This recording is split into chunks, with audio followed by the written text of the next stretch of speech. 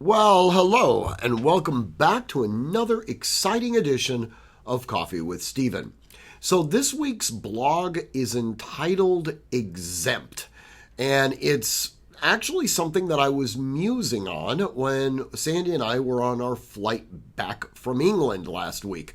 One of the things that I noticed in England was that most of the businesses that we had gone into did not even remotely comply with what we would have here in the United States as the ADA, or the Americans with Disabilities Act.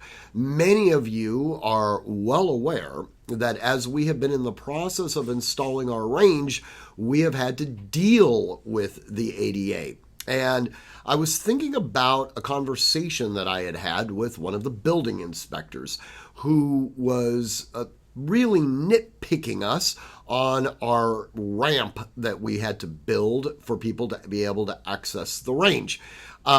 He felt that there were certain additions that had to be made to it in order for him to be able to sign off. And he could see that I was visibly irritated during that discussion. And he said, look, I'm doing this for your own benefit. You do realize you could be sued. And I looked at him and I said, really? So if I am able to produce your sign-off certificate on our ramp, will that allow me to then file a motion for summary judgment that we are in fact in compliance? And he just kind of looked at me and said, well, no. So essentially, I'm having to go through all of this construction to get a certificate that doesn't provide me any form of inoculation from a private party lawsuit. Well, no. Okay.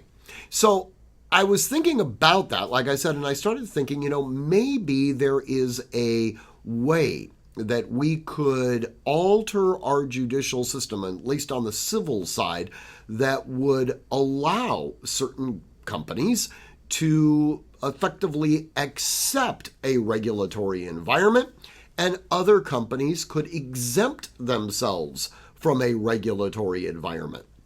And we could see how robust that regulatory environment really is as it relates to public safety and public access and stuff like that.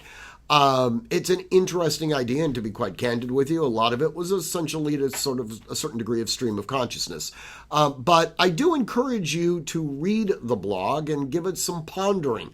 I'd be interested to hear your own thoughts on that. In any event, it is good to be back. And as always, train constantly, train consistently, train repetitively, and train with purpose. Above all else, stay safe.